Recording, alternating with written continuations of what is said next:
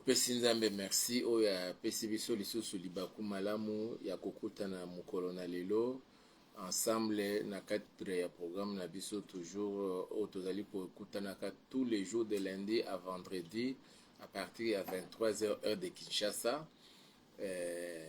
Tous les jours impairs tozali wana mpona Seigneur c'est pour moi, et les jours pairs tozali wana mpona losako eliki koloba losambo mpona Congo. Mais pour aujourd'hui spécialement, prière Nabiso Tolobi, dédicace du mois de juin.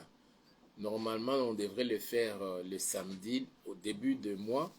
Nous avons promis qu'il fallait tout coutana. Malheureusement, tout ça qui empêché et ça qui possibilité pour notre ça la émission le premier jour il y a mois il y a juin. Mais qu'à cela ne tienne, aujourd'hui tout ça on a pour ensemble kozongisa moi oya jona kati na maboko na nzambe. Tozotanga texte moko avant ya kotambala mona kati na prière na Apocalypse chapitre 22 tobandi à partir ya premier verset jusqu'au 5e verset. Balobi boye totangi Apocalypse chapitre 22 du 1er au 5e verset. Et il me montra un fleuve d'eau de la vie, limpide comme du cristal, qui sortait du trône de Dieu et de l'agneau. Au milieu de la place de la ville et sur les deux bords du fleuve, il y avait un arbre de vie, produisant 12 fois des fruits, rendant son fruit chaque mois, et dont les feuilles servaient à la guérison des nations. Il n'y aura plus d'anathème. Le trône de Dieu et de l'agneau sera dans la ville. Ses serviteurs le serviront et verront sa face, et son nom sera sur leur front. Il n'y aura plus de nuit, et ils n'auront besoin ni de lampes ni de lumière, parce que le Seigneur Dieu les éclairera, et ils régneront au siècle de siècles. Ça c'est le texte. Mais les versets où ils sont concernés plus, c'est le verset 2. Au milieu de la place de la ville et sur les deux bords du fleuve, il y avait un arbre de vie, produisant 12 fois des fruits, rendant son fruit chaque mois, et dont les feuilles servaient à la guérison des nations. Bazotali biso katikati ya engumba to ville ezalaki na nzete ya bomoi. Nzete wana ebotaka mbuma nango tangu nyonso tu, mais ezobota mbuma ya chaque mois. Et c'est pourquoi nous sommes obligés, nous sommes appelés ya kobondelaka pona mois ya chaque mois ya année. Ezana ba réalité spirituelle, ezana ba réalité vraiment d'ordre spirituel avec impact na vie physique ya biso batu na sena mokili oyo. Alors c'est pourquoi biso bana na nzambe to bengami ya kobondelaka chaque début ya mois plutôt ya kozongisaka mwana biso na kati na maboko na nzambe. Sur ce point il y a beaucoup de choses à dire. La préparation de la journée, la préparation de la semaine, la préparation du mois, la préparation des bimestriels ou bien des trimestres, bimestre ou bien trimestre, la préparation il y a semestre et puis la préparation il y a année. Chaque étape est na préparation na yango. Quand tu prépares une journée, au lieu qu'on soit 1 heure, 2 heures, 3 heures, selon que l'esprit peut t'orienter. Quand vous allez préparer une semaine, au lieu qu'on soit 1 jour, au lieu qu'on soit 2 jours, au lieu qu'on soit 3 jours, selon que l'esprit a allé orienter. Et quand vous allez préparer 1 mois, au lieu qu'on soit 3 jours, il y a prière pour nous préparer moi na yo zali koya. Mais comme nous ne sommes pas encore habitués à cela, to profita kaka début à mois, to zongisi mois na biso na kati na maboko na nzambe. Ça c'est dans le cadre collectif, mais du moins dans la basel na nzambe basali na nzambe tobengami ya kopreparaka bamwa bien avant. Et bamosusu bakendaka plus loin omona nzambe alobi ke mois oyo par exemple mois de juin oyo boye ekozala mois ya évangélisation, ou bien alobi ke mois oyo mois ya juin oyo ekozala mois ya combat spirituel, mois oyo mois ya juin ekozala alliance ya prospérité, mois oyo mois ya juin oyo ekozala bokolobela sur la repentance. Si le Seigneur communique à son serviteur comment il faut mois ezala. Et au komona, même na kati na bamate ya enseignement, prédication, exhortation, ezo kende toujours na sens wana. Pona ko préparer bateau, bakota na kati na bain. C'est-à-dire que l'arbre de vie qui est le Seigneur lui-même, mbumo ya lingi abota na mwana pona église na biso ezali likambu tel songolo pakala. Mais biso lokola seko tozali, nous ne sommes pas appelés ya kosangana ka boye tokutana ka dans le physique, mais vous me suivez tout simplement na moyen o tozali kosalela oyo boye nde tozozwa kaka temps ya kobondela le début kaka ya moi to recommander moi na biso na maboko ya Nzambe kosenga pa na Nzambe ba projet ya moko na biso eyeba kokokisama, kosenga pa na Nzambe d'abord marche na biso na ye, intimité na biso na Nzambe, communion na biso na Molimo Mosanto ezala vraiment oya malamu. Maintenant mois oya juin et jusqu'à la fin de l'année tozolo bela penza tokolo bela ka likambo ya communion avec le Saint-Esprit. Et ça c'est très important mes frères et sœurs. Nous allons rentrer dans la profondeur de cet enseignement pour comprendre yango. Mais avant tokoma na yango tokozongela ka makambo to banda déjà kolobela la semaine passée, il y a la grâce de Dieu. Dans la grâce de Dieu, tu le bel qui grâce à Noé, tu le bel grâce à Joseph, tu le bel grâce à Ézéchias, roi Ézéchias, et tu le bel grâce à Marie. Et tu kokota na ba grâce à bato mususu pona o te situer yo lokola mwana Nzambe, grâce au Nzambe azali kosala yo ezali o wapi. Na grâce à Noé, grâce à Joseph, ezali grâce à Ézéchias, esika to bondeli ko boya likambo ya liwa. À l'époque, il y a Noé, Nazaro le Bela Grâce, je m'excuse, Tozongil Makamlamisu, il y a dédicace. Alors, il y a un fruit, il y a chaque mois, Babi, rendant son fruit chaque mois. Nzete na bomoye, et bota kamboma chaque mois. Mais en a mois, li pamboli, onza mabongisi pour na mois ya juin. Et ça na ngolu, onza mabongisi pour na mois de juin. Ezali na makambo faveur divine onza mabongisi pour na mois de juin. Ezana makambo nzambe alinga sala na yo tout particulièrement na mois de juin oyo. Ezana makambo nzambe alinga sala na église na yo na mois de juin oyo. Ezana makambo nzambe alinga sala na kati na famille na yo na libota na yo na mois de juin oyo. Ezana makambo nzambe alinga sala na kati na ekolo na biso RDC na mois de juin oyo. Eza pena makambo o satana abongisi pe contre yo nanga na mois de juin. Voilà pourquoi c'est que bon la pour na mois de juin. Tozong sa na maboko na Nzambe to sengi o ya Nzambe ko kisama to bebi sinyoso ya satana. Le diable Satan azali ko utiliser bandoki, azali ko utiliser ba tunaye ba sataniste ba occultiste ba janyo sotu wana ba koya koluka ko attaquer yo nanga pour que programme ya Nzambe ko kisama te na kati na ba fi na biso. Mais le kola to ko bondelaka déjà Nzambe oya exaucaka ba prière, ako exaucer prière na yo nanga. Et le mois de juin sera béni. Je te rassure et je te garantis de la part du Saint-Esprit, le mois de juin est déjà béni. Alors, tozo bon de la Nzambe, pendant quelques minutes, tu recommandes le mois de juin à Bisso, lobi to côté na likamboya, tozo ngi grâce, to silisango vraiment, et puis après, to côté na makamosusu, la communion avec le Saint-Esprit. Et ça, c'est très important, mes frères et sœurs. Nous voulons réussir dans notre marche sur la terre. Nous distinguer, nous démarquer des autres chrétiens, nous devons développer cette communion avec le Saint-Esprit. Et ça, c'est l'apôtre Paul qui nous en parle.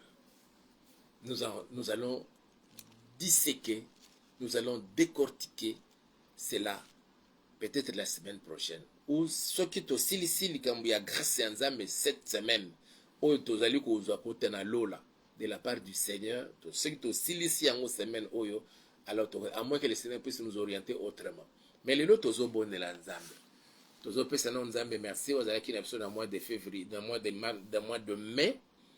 Et puis, n'enga côté n'absent mois de juin, oyo. To pesa merci. Puis, to kumisi kombo na ye. Dans le mois de juin, dans le mois de mai, ils ont oyo ba raté accident, ba raté liwa. Dans le mois de mai, ils ont appelé ba msuso ba kufelaki ndeko. Dans le mois de mai, ils appellent ba ba côté hôpital. Mais nzamba sunyo bimi na hôpital. Peut-être on a zolo babo ozana on a kat na hôpital. Alors nzambe wana basali ke ma bien ko côté na hôpital na mois de mai, mokufi to côté mois de juin. Papa na biso uti côté kabiso awa boye juste na début ya juin. Notre les patriarches Baruti Kasongo. Ça fait mal, mais nous rendons grâce au Seigneur, nous rendons toute la gloire à notre Seigneur et nous croyons et nous sommes convaincus que notre papa a combattu le bon combat et il a fini sa mission sur la terre. C'est pourquoi le Seigneur, il a prié au Seigneur de le rappeler dans sa gloire. J'espère que vous posez na eliki wana. Mais tozo bon de la nzambe pour nous ozongisa mwana biso ya joie na maboko na nzambe. Et c'est que nous avons tokangimi surtout bon de l'inzambe pour kopesa merci pour le mois de février, mois de mai plutôt. Na ndenga tamboli na biso na mois de mai malgré ba combat surtout ya bana satan a permettre que mabeye bana okomela yonanga to pesi merci pour le mois de mai to bondeli na kombo na Yesu Kristo. Alléluia. Yawe te Yesu ko kumisa pe ko pambola kombo na yo ko sanjola pe ko netola monene na omo konji pour le mois de mai. Au cours de ce mois de mai, Seigneur, makamu ya minene lekani na kati na mboka na biso, na kati na ekolo na biso, République démocratique du Congo, makamu ya minene salami na kati na mokili, makamu ya minene salami na kati na bomo na biso, makamu ya minene salami na kati na mabota pe na bandaku na biso, Seigneur. Tomoni o mokonji ko batela biso. Ezana ba oba kufi na mois de mai, ezana ba oba salaki ba accident même grave, mortel, mais Seigneur permettre te ba kufa.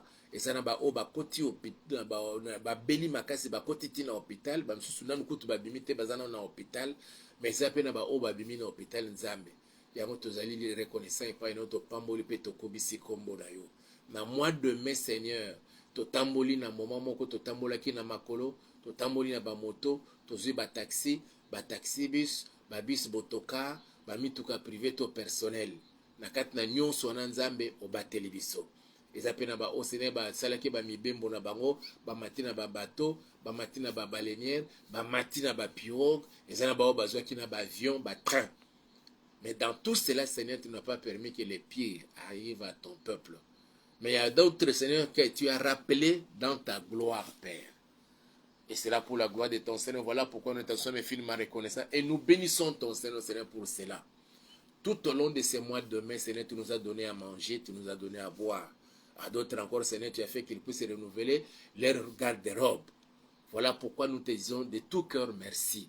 Que toute la gloire te soit rendue à jamais. Au cours de ces mois de mai, Seigneur, les Arabes âmes au Bazala qui gagnaient dans certaines églises, dans certains ministères, dans certaines communautés chrétiennes, et il s'est fait que le nombre de chrétiens puisse augmenter. Et au cours de ces mois de mai, il y en a d'autres, Seigneur, qui ont pris l'engagement d'accepter de mourir et de ressusciter avec toi par l'eau de baptême. Au cours de ces mois de mai, Seigneur, ils appellent à Oyo Sali Bangongolu Babalaki. Ils appellent au mois de mai, ils appellent à Onzambo Selingolo, Baboti Mwana Yasika, to Baboti Bana Yasika. Yango toye pendant kokumi sape ko pambola komo. Na mois de mai, ils appellent à Onzambo Pesi Misala. Tolo banoni ni nanyo so na Nzambe. Toye ko bano kaka merci. Pambola manayo, komisa manayo, sanjola manayo, netola manayo, na kombo na nguye ya Yesu Kristo. Wazali mokonje pe mobikisi na biso. Tozo kende seko kozongisa mwana biso ya juin na kati na maboko na Nzambe. Tozo senge pa na kolo na biso Yesu Kristo atambola na moko na biso tout au long de ce mois de juin. Ndenge to bandaki na ye depuis le samedi le 1er juin, le tokomi lundi le 3 juin, atambola na moko na biso jusque le dimanche le 30 juin 2024. Yebisa Nzamba lobete, je ne te délaisserai point, je ne t'abandonnerai point. Et voici, je suis avec vous tous les jours jusqu'à la fin du monde. Azala na yo, na ndaku na yo, azala na yo, na kati na libota na yo, azala na yo na place ya mosala, azala na yo na nzela, azala na yo na wenze na supermarché, azala na yo na kati na pharmacie, azala na yo même na mobembo ozali kosala, azala na yo na mobali na yo, azala na mwasi na yo, azala na bana na yo, azala na bandeko na yo, tango bazali même na kati na ndako bazali kobima mpona okende na bakelasi, nzambe azala na biso, parce que ne motalobi te, je ne vous délaisserai point, je ne vous abandonnerai point, et voici je suis avec vous tous les jours. Azala na biso tous les jours, il y a mois de juin, tous les lundis, tous les mardis, tous les mercredis, tous les jeudis, tous les vendredis, tous les samedis et tous les dimanches, il y a mois de juin to bondeli na kombo na Yesu Christo. Bien wene kozong sa mois de juin na ngai 2024 na kat na maboko na yo. Pas seulement pour moi Seigneur, mais pour ma femme, pour tous ceux de ma famille, pour tous ceux Seigneur qui nous suivent en ce moment, c'est tes enfants, mes bien-aimés frères et sœurs, mes papas, mes mamans, qui me suivent Seigneur en ce moment et qui ont eu l'habitude de nous suivre, oh Dieu, et que nous suivrons encore plus tard, papa. Je recommande ces mois de juin pour chacun de nous, oh Dieu, entre tes saintes mains. Notre prière, Père, que tu puisses encore nous assister puissamment, plus que même la manière dont tu t'es manifesté à nous, Seigneur, au cours de ces mois de mai passés. Au cours de ces mois de juin, Seigneur, permets, Seigneur, notre Père, que nous puissions, Seigneur, marcher dans cette communion avec le Saint-Esprit. Au cours de ces mois de juin, Seigneur, que nous puissions vivre, Seigneur, cette bonne intimité avec toi. Nous voulons qu'au cours de ces mois de juin 2024, Seigneur, que notre relation avec toi soit bien entretenue, ô Dieu Tout-Puissant. Voilà pourquoi nous nous recommandons entre tes saintes et puissantes mains. Ce n'est pas par hasard, Seigneur, que tu as permis que nous puissions, ô Dieu, entrer dans le mois de juin. Ce n'est pas par hasard, Seigneur, que tu as permis, Papa, que nous soyons comptés parmi les vivants au cours de ces mois de juin.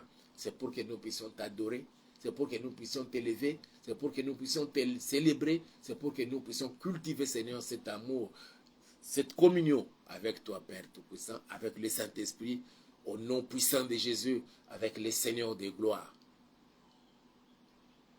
les dieux des esprits de toutes chairs.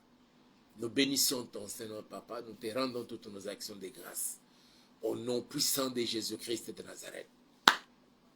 Ozoyebi sanzambe na mois de juin au 2024 misala na yo epambolama, misala na yo ekende liboso, nyonso kani ko sala ba projet na yo ekokisama au cours de ce mois de juin, ba porte ekangami la kiyo na cadre ya musala efungwama na mois de juin oyo. Mutuno sasolo kasala yo mabe o perdre musala na yo obungisa mbongo otekelaka yende a connaître yango menzambe a épargner yo na bataki na bango to bondeli na kombo na Yesu Kristo yawe na yeko zonisa mois de juin na kata maboko na yo nzambe na bikama au cours de ce mois de juin. Seigneur, permet que misala na biso Seigneur, misala ya bana na yo papa, misala ya moko na bana na ba papa ya ba mama ya bilenge basi ya bilenge mbali o bazali kolonde biso nzambe ekende liboso epambolama ba porte karemela ki biso Seigneur na mois de mai efungwa mela biso au cours de ce mois de juin. Oui Père, ça na ba o nzambe ba silise ba kelasi na bango, il se débrouille juste en vendant des unités, en faisant des appels, Seigneur notre Père. Mais misala wana nzambe ekende liboso papa. Oya fungola ki pharmacie na ye azala na boutique azali na mwa mini alimentation oya bazana azali kosala na kati na supermarché Seigneur, comme travailleur, comme vendeuse papa na zongisi bango nyonso na kati na maboko na mokonji misala ba activité nyonso tout na biso Seigneur na mois de juin oyo epambolama ekende liboso Seigneur na kombo na nguye ya Yesu Kristo wa Nazareth na yeko pambe pele la onzambe na bomoy bikuke nyonso tout oyo kangamela ki biso na mois de mai na tatolete efungwama au cours de ce mois de juin au nom puissant de Jésus, de sorte que Seigneur, sur le plan financier et matériel, tozangi loko mokote mokonji na kembo au nom puissant de Jésus-Christ de Nazareth. Tozo bonde la nzambe ozebisa na nzambe semence nyonso to oyo nzamba loni te na kati na nzoto na nga, na ndako na nga, na libala na nga, na musala na nga, na ba projet na nga o nyonso ezali ya nzambe te, eza na volonté ya nzambe te na kati na nga elongwa nyonso oyo Satan tie, toute semence que le Père n'a pas semée en moi soit extirpée, toute semence du diable dans ma vie, dans ma maison, dans ma famille soit vite enlevée, soit déracinée prions au nom puissant de Jésus. Nazali kotatola na mosanza oya motoba. Mukona nyonso izali kote pa na nzambe papa te. Oyo te pa na satana. Achena kati na nzoto na nga. Achena kati na bomo inanga. Achena kati na misara na nga. Achena kati na ndaku na nga. Achena kati na ministère na nga. Na bomo ya mwana na omoko na moko yawe. Na kati na mabote na biso Seigneur. Au cours de ce mois de juin. Na yeba to na yeba ngote. Nazali kotatola. Sema sona nazali kopikola yango. Na kombo na nguye ya Yesu Christ wa Nazareth. Yahweh, onyo surtout ezali na volonté na yo te. Mais ezali ko se retrouver en moi, en ma soeur, en mon frère. Père, que tout soit extirpé, enlevé, déraciné. Au nom puissant de Jésus-Christ de Nazareth. O ezali na kati na volonté na yo te nzambe. Na tatoli na mokona lelo. Ezala déraciné. Au nom puissant de Jésus. Maman, papa, toye na komitika na kati na maboko na mokonji. Osunga mwana na moko na moko Seigneur. Seulement si nous surtout à Satan, ezala déraciné. Au nom puissant de Jésus. Tomitiki na maboko na papa. Okuma mosanzo la moneto la manomo konji. Pona manso zali na kosana na kati na biso. Na kombo na nguye ya Yesu Christ Nazareth. Tozo kende kobonde la nzambe. Nous sommes en Afrique et tout particulièrement dans la zone tropicale. En ce moment, c'est le changement des climats. Tolongwe na période ya mbula tokoti na période ya elanga. Et ba fièvre ezali kotalisama, ba grippe, ba rhume, ba tout. Tozoke na kotelemela molimu ya maladie au dû na changement ya climat. Oyo bana satana bazali ko profiter pona koya ko semer ba kotia ba maladie na kati na banzoto na bato. Tozo telemela ba milimu ya ba fièvre mitu pasi ya kolala malamu te to bondeli na kombo na Yesu Kristo. Alléluia. Bazoke na ko telemela nyonso tu ya satana, ya bandoki, ya misala bana satana ba occultiste, ya bato oyo bazali koya ko semer ba maladie, ko infliger ba maladie na kati na bomo na bana na bato. Na moment où il y a changement, il y a climat, que nous puissions justifier ça disant que cela est dû au changement du climat. Or, c'est l'œuvre des sorciers, des satanistes. Nazo ke na ko déjouer ba plan na bangono surtout. Na telemeli milimonyo surtout, mi pepenyo surtout, ya mabe ya maladie, ya grippe, ya fièvre, ya ba douleur, oh ya mutu passe, ya ba rhume, nazo chasser yango, nazo renvoyer mon habit maintenant. Au nom puissant de Jésus-Christ de Nazareth. Onyo surtout zali kosala ke badwa banda ko bazala très mal à l'aise balala malamu te bato lo ki akosi ya elanga na telemeli yango na bingani yango na rambo yango na bimia tenem au nom puissant de Jésus-Christ de Nazareth. Merci Seigneur pour la bonne santé. Oui Père, bon pour la bonne santé parce que la Bible le bien était par tes meurtrissures nous sommes guéris. Je décrète et je déclare que tout celui qui me suit en ce moment et toute celle qui me suit en ce moment étant malade, quelle que soit la maladie, que ce soit le cancer des seins, que ce soit le cancer de sang, que ce soit le cancer des os, que ce soit la tuberculose, que ce soit toute autre maladie que l'AVC, je chasse ce démon de maladie. Je donne que la maladie quitte le corps. Allez-vous-en au nom puissant de Jésus. Tous les démons de maladie, libérez maintenant, pliez bagages et partez. Au nom puissant de Jésus. Que la puissance de meurtrissure de Jésus-Christ de Nazareth, notre Seigneur, soit déployée dans tous les corps de tes enfants, papa, en ce moment. Au nom puissant de Jésus. Que la guérison soit le partage de ton peuple. Dès le début de ce mois de juin et tout au long de ce mois de juin. Au nom puissant de Jésus-Christ de Nazareth. Oh, koloku mama pambola masanjo la manayo. Merci pour la masoze na kosala katina bisonza mena bikam. Na kombo na Yesu Kristo. Tozo ko bonde la nzambe na mois de juin oyo. Communion na yo na nzambe. Na mulimo mo santo. Intimité na biso na Seigneur ezala kitoko. Mato yefunga mato banda koyoka mungongo ya nzambe. Miso funga matoba na kozoba vision kote pai na nzambe to bondeli na kombo na Yesu Kristo. Alléluia. Yawe na yeko mikaba na kati na maboko na yo. Une fois de plus nazali kozongisa bana na yo Seigneur bande konanga nyoso bazali kolanda biso na tango na maboko na yo Seigneur. Dans notre prière Seigneur que au cours de ce mois de juin que notre communion avec le Saint-Esprit, oh cher Saint-Esprit, que notre communion avec toi soit vraiment à son zénith. Que notre communion avec toi soit la plus bonne, la plus meilleure. Au nom puissant de Jésus-Christ de Nazareth. Nzambe intimité na ngali susu na yo mokonzi ekola. esika Seigneur bolembo izalaki na bomo inanga ya bandeko nanga Seigneur esika pe boya plutôt bandeko sala moi quelques minutes na kati na prière nzambe tikete yango ekola lisusu ezala multiplié par 5 multiplié par 7 multiplié par 10 multiplié par 100 multiplié par 1000 tant oyo tozali kokonsacre ya kotika na se na makolo na nzambe tozala bato tozali disposé ya koyoka yo que nous soyons de temps en temps concentrés Seigneur dans la prière et même dans la lecture des saintes écritures, oh Yahweh. C'est de cette façon, Papa, que nous entretenons notre relation avec toi. C'est de cette façon, oh Yahweh, que nous entretenons notre communion avec le Saint-Esprit. Et se servant des moments de prière, se servant des moments de lecture des saintes écritures pour nous parler, pour nous illuminer. Ô Père Tout-Puissant, que cela soit ainsi. Cette communion, Papa, puisse avoir des répercussions dans la vie de chacun de nous et que nous puissions la maintenir jusqu'à la fin de l'année. Et pourquoi pas jusqu'au jour de l'enlèvement de l'église. Et c'est là pour la gloire de ton Seigneur. Merci parce que vous avez nzambe. Na kombo na nguye ya Yesu Christ Nazareth. Vous avez nzambe na mois de juin oyo yo pambolama. Ndako na yo pambolama. Libota na yo pambolama. Mboka na yo ekolo na biso Kongo Kinshasa epambolama. Tobondeli na kombo na Yesu Christ. Alléluia. Nazali ko tatola mois ya juin o nzambe nazali ko senga na pambolama. Cette bénédiction, Seigneur, est sa forme. Yambongo, en franc congolais, en devises étrangères, entre autres les dollars américains, euros et autres, Père éternel. Au cours de ces mois de juin, Seigneur, que je sois béni, que ta parole, où il est écrit, que tu t'es, de riche que tu étais, tu t'es fait pauvre pour nous enrichir, pour me rendre riche. J'accepte la richesse qui vient de toi. Je refuse la pauvreté qui m'était imposée dans le monde.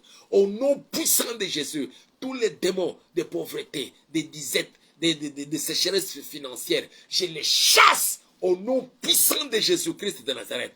Mais que la richesse, Seigneur, soit le partage de chacun de nous en ce moment, Papa. Au nom puissant de Jésus-Christ de Nazareth. Cette bénédiction, Seigneur, se repose sur moi, sur ma femme. Cette bénédiction se repose sur mes frères et sœurs, Seigneur, dans ma famille, Papa, dans la famille de mes bien-aimés qui me suivent en ce moment, Papa. Que cette bénédiction se repose au Père sur notre ville de Kinshasa, se repose sur notre pays, la République démocratique du Congo, en commençant par les premiers d'entre les Congolais, le président de la République, Félix Antoine Tshisekedi Tshilombo, que nous avons recommandé entre tes saintes mains au Père éternel, la première ministre Judith Suminwa, ainsi que tous les membres du gouvernement, Papa. Nous n'oublions pas, Seigneur, de recommander nos forces armées, Seigneur, que la bénédiction les saisisse. Ta bénédiction, Papa, soit déversée aussi sur eux, sur nos bien-aimés, les Wazalendo, au nom puissant de Jésus-Christ de Nazareth. Et plus, Seigneur, ta bénédiction dans la vie de chacun de tes serviteurs. Les apôtres, les docteurs, les prophètes, les pasteurs, les évangélistes, bien plus encore, Seigneur, dans la vie de mon Père, l'apôtre Léopold Mutombo Kalombo. Au nom puissant de Jésus, la même bénédiction, Seigneur, dans la vie de la famille de ton serviteur, les patriarches, Barutika Sungu, pour les garder dans la paix, au nom puissant de Jésus. Merci parce que tu nous entends, tu nous exauces, et tu agis même au-delà de tout ce que nous te demandons. Au nom puissant de Jésus-Christ de Nazareth, nous avons ainsi prié. Ma prière, Seigneur, cette bénédiction au cours de ce mois de juin, dans la vie de tous mes bien-aimés qui te servent, et surtout mes frères et sœurs du ministère, Amen, mes frères et sœurs de l'armée de l'Éternel, mes frères et sœurs de l'armée des victoires, mes frères et sœurs et des autres assemblées, Seigneur notre Père. Nous te les recommandons, Papa. Manifeste ta gloire et puissance. Je bénis ce mois de juin, je les déclare bénis, richement bénis, au nom puissant de Jésus-Christ de Nazareth. Et je recommande tous les bien-aimés avec qui, Seigneur, nous partageons cette parcelle. Qu'ils soient aussi bénis, visités au cours de ce mois de juin, au nom puissant de Jésus-Christ de Nazareth. Sois loué, sois béni. Au nom de Jésus, nous avons ainsi prié et nous disons Amen. Voilà, tout petit, mais merci à ces pères qui étaient tous à l'élection sur l'Ibousson pour nous autres, c'est moi des jeunes à Bissona Maboko Naye. Et le but de continuer la grâce excellente de notre Seigneur qui nous vient tout droit du ciel et ce qui sera peut nous rapporter dans nos vies pendant que nous sommes encore ici sur la terre. Aimez la vidéo, partagez-la avec d'autres personnes, likez et nous sommes vraiment dans le besoin. Nous l'avons dit ici, nous avons promis qu'on devrait être là le samedi passé, le début du mois de juin, tous allons vraiment au bon de l'ensemble. Malheureusement, suite à certaines contraintes, nous n'avons pas pu tourner. C'est pourquoi nous disons que tous avons besoin de l'isungi na yo, ezala ya mbongo, ezala ya matériel. Et pour ça, la biso malan mingi. Même na franc congolais, na dollar, soko tindeli biso, numéro na biso ezali pe Orange Money. Soko tindeli biso vraiment nzambe na nga aoyeba kopambola yo. Biseka bozwame loboko ya nzambe na nga ebatela bino nyonso tu. Na kombo na Yesu Kristo pongi malamu po na ba obazo kende kolala pe mukolo malamu po na ba obazo ke sangaje na kata mukolo na bango na kombo na Yesu Kristo. Amen.